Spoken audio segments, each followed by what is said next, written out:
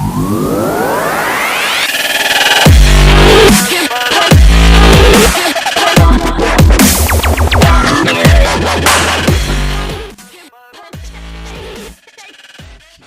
individual knows where the car in this story has spent all of its 80 years, but we can tell you now that it spent most of 2017 in Villisca, Iowa. A farm town of 1,200 tucked into endless cornfields in the southwest corner of the Hawkeye State, Villisca is best known for an unsolved murder that left a prominent local couple and 6 children hacked to death during the night of June 9, 1912. We can't tell you about it because the car should be disassembled now.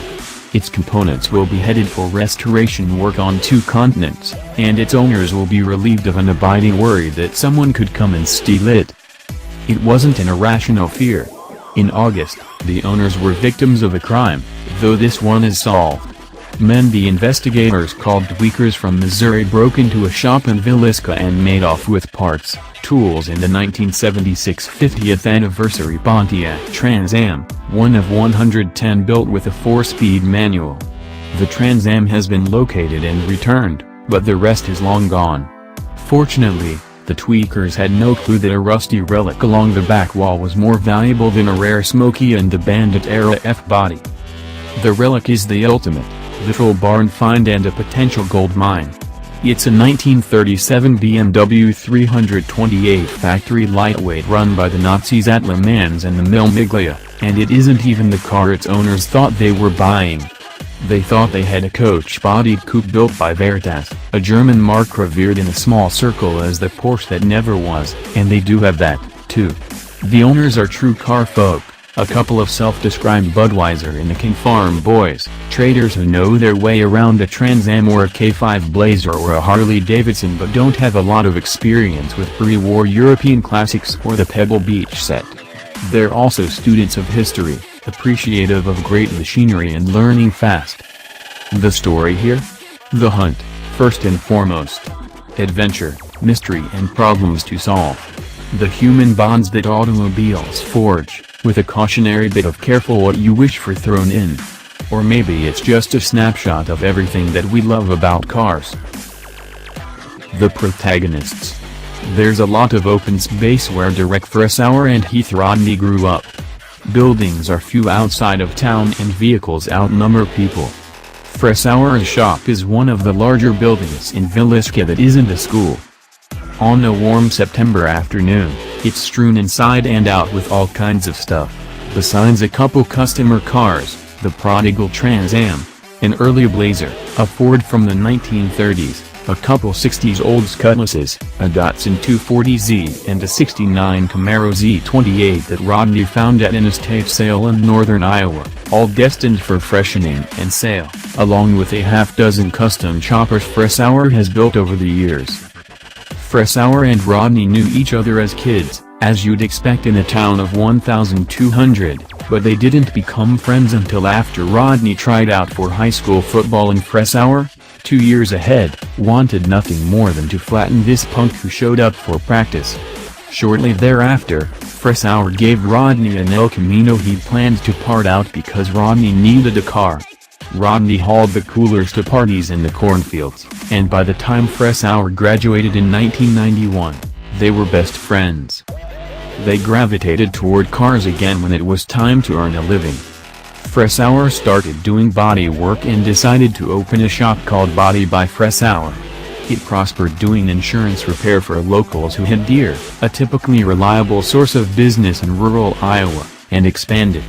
Then the state's deer were hit by a natural epidemic that decimated the herd before individuals could be killed by cars. Meanwhile, insurance companies started doing their best to funnel claims to a few captive shops. To fill the gap, Fressour started repairing cars and flipping them. In 2007, he opened a sales lot in the county seat of Red Oak, northwest of Villisca, a comparative metropolis, with 6,000 residents and a municipal airport, most famous as the hometown of television host Johnny Carson. Fressour also began tuning vintage cars after refresh or restoration. They were often finds Rodney had scouted, from Model S to Muscle. Rodney's life took a turn in 2011, after Freshour phoned to tell him deputies were enforcing a liquidation order at the Harley-Davidson store where they checked out bikes as teenagers.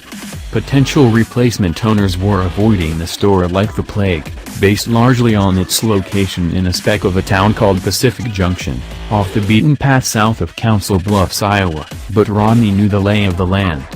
He knew the store sat in the shadow of the scenic Loess Hills butted against the Missouri, that there was great riding along the river and that it wasn't far from the interstate.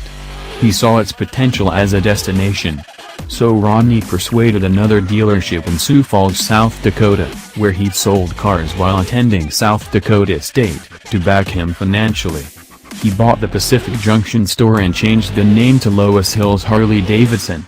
3 years later, sales had grown from fewer than 5 new and used bikes a month to more than 100, and Loess Hills ranked in the top 10% of Harley franchises. Buyers were now champing at the bit for a shot at Loess Hills, so Rodney and his backers sold. Today he's back in Sioux Falls at Vernide Motorcars, with multiple brand franchises in Iowa, Minnesota, and South Dakota, including the Indian dealer in Sturgis. He consults with struggling dealerships on how to turn things around and treks regularly to Villisca and around the Plains and Midwest, looking for vintage cars and bikes to keep or turn. He has an assistant to help with the legwork, but the sense is he doesn't do it for the money. That's probably right, Rodney says. Derek and I have tried a lot of shit together, starting in high school, and some of it's worked. We had a trucking business for a while, and a bar and grill that went well, until we got tired of it. The thing that hasn't changed is the cars. It's the history, the digging, like an archaeologist or something. It's an addiction, though I don't think we've tried a drug like the one we're dealing with now. Freshour is still the hands-on guy in the sparring. Rodney is the sales/promo/marketing guy. Freshour jokes that Rodney has gotten his hands dirty only twice since high school. Once was pulling the Veritas 328 out of a bar,